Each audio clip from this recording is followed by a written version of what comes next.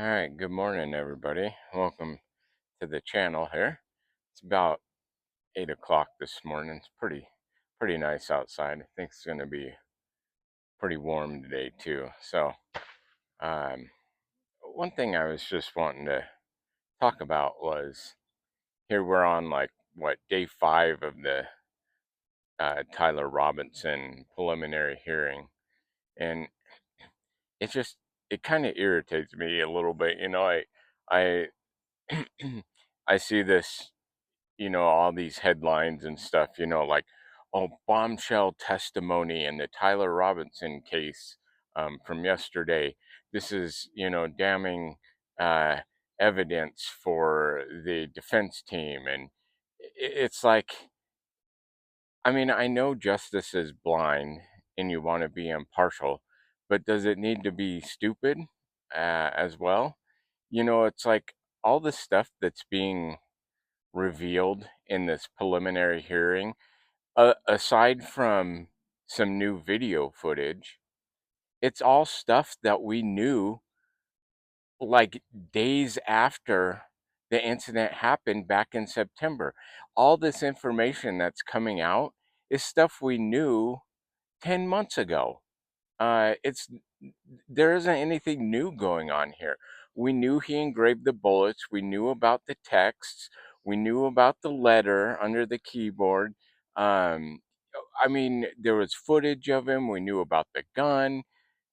We knew about all this stuff. It's nothing new, and they're acting like it is, like it's, like, oh man, this is just insane. The amount of evidence that's coming out, and nothing's new, nothing. Um, we could have arrived at the same point we're at right now with all the information and stuff. We could have arrived at that um, 10 months ago, 2 days after the incident occurred with Charlie Kirk and Tyler Robinson. We knew all this, you know, and they're just it just shows too how much of a theater and a production the justice system can be at times.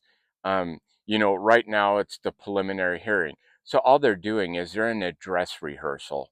They're just rehearsing to make sure that they put on a good show and good public theater for everybody to watch. It's not about serving justice, in my opinion, in this specific instance.